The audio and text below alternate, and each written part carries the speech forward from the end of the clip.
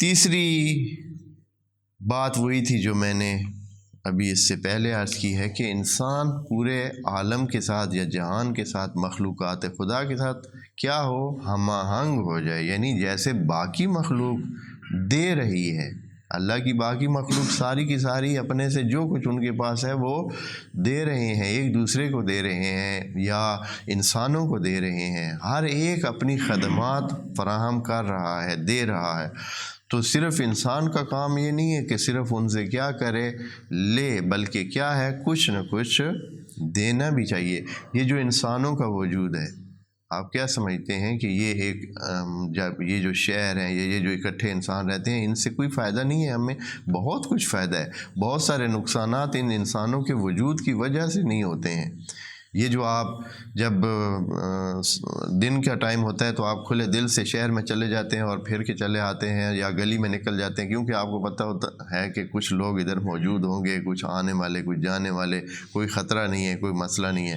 اور اگر آپ کو پتہ ہو کہ سڑک کے آخر تک کسی نے کو ملنا ہی نہیں ہے، آپ اکیلے جا رہے ہیں، بالکل اکیلے، تو کتنے خطرات کا سامنا آپ کو ہو سکتا ہے. آپ ڈرتے ہی جائیں گے کہ پتہ نہیں ابھی ممکن ہے کوئی بندے آ جائیں اور کہیں کہ بھائی ہاں جی جو کچھ ہے نکال دے.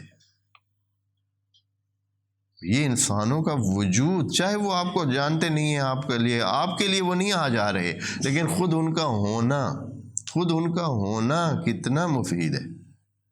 یہ معاشروں کا ہونا بہت مفید. اس لیے بس ہر کوئی اپنا حصہ ڈال رہا ہے انسان کی زندگی کو. یہ جو ابھی ہم مثلا آرام سے ادھر بیٹھ کے ہر چیز ہم فراہم کر رہے ہیں، مناسب جو بھی ہماری ضرورت کی ہمیں فراہم ہو رہی ہے، تو یہ سارے اس معاشرے کے وجود کی وجہ سے. ہم جائیں اگر اکیلی جگہ پر، ایک جنگل میں، کسی بیابان میں، تو ہمیں کہاں سے ملے گی چکی کہ ہم آٹا پسوا لیں، روٹی پکوا لیں، لکڑی لے لیں، گیس لے لیں، فلاں لے لیں.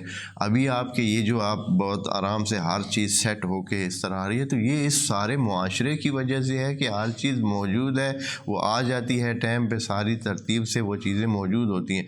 نہیں تو کہاں سے یہ ساری چیزیں ہوں گی، کدھر سے ہو سکتی ہیں؟ ایسے تھوڑی ہے کہ ہر چیز، بجلی بھی ہو، پانی بھی ہو، کپڑے بھی موجود ہوں، صابن بھی مل جائے، دھلائی کی جگہ بھی مل جائے، پتہ نہیں کیا کیا ہزاروں سلسلے ہوتے ہیں. پھر آپ اس انداز میں صحیح تیار ہو کر، ٹھیک ہو کر، صاف ستھرے ہو کر اور کھا پی کر آرام سے بیٹھے ہوتے ہیں.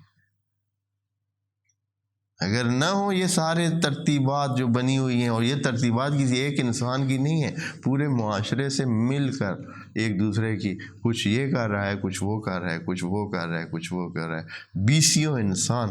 میں نے ایک دن آپ کو مراحل بتائے تھے کہ ایک روٹی جو آپ کھاتے ہیں، یہ جو روٹی کا ایک نوالہ ہے، اس کے آپ مرحلے گن لیں.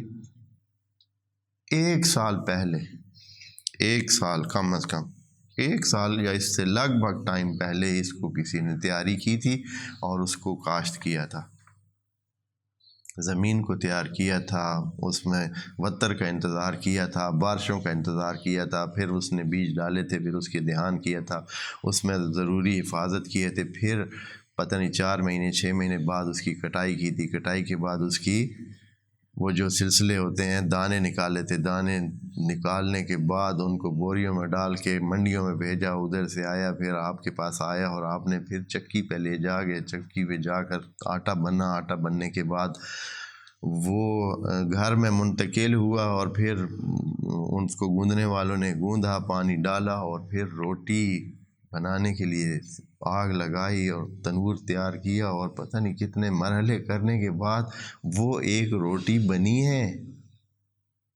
اور آپ کے سامنے رکھی گئی ہے کہ بھئی آپ تناول فرمائیں. کتنے مرحلے ہوئے ہیں، اتنے انسان کام میں لگے رہے ہیں کہ یہ جو روٹی آج ہم کھا رہے ہیں یہ ہمارے لیے فراہم کی. بس انسان کے لیے اتنا کام ہو رہا ہے، تو انسان کو بھی چاہیے کہ کیا کرے، کچھ خود سے یہ بھی دے، جو کچھ ہے اس کے پاس وہ دے. یہ کام کرنا بھی انفاق ہے۔ ہاں، یہ جو کام انسان کرتا ہے، جو اپنی خدمات پیش کرتا ہے، جو دوسروں کی سروس کرتا ہے، جو دوسروں کو اپنی خدمات اور سروسز فراہم کرتا ہے، یہ بھی اس کے علم میں سے انفاق کا حصہ ہے۔ ضروری نہیں ہے کہ مال، پہلے بھی بتا چکے ہیں، جس کے پاس علم ہے وہ علم دیتا ہے، یہی انفاق ہے۔ جس کے پاس اخلاق ہے وہ اخلاق سے برتاؤ کرتا ہے، جس کے پاس اچھی گفتگو ہے وہ اپنی اچھی گفتگو دوسروں کے سامنے پیش کر کے ان کے حوصلے بڑھاتا ہے، ان کو رہنمائی کرتا ہے، ان کو ٹھیک سے بات کرتا ہے، تو یہ خود انفاق ہے۔ بس انفاق یہ نہیں ہے کہ صرف ہم کہیں گے مال دینا ہی انفاق ہے۔ مما رزقناہم، جو اللہ نے دیا ہے وہ دیں۔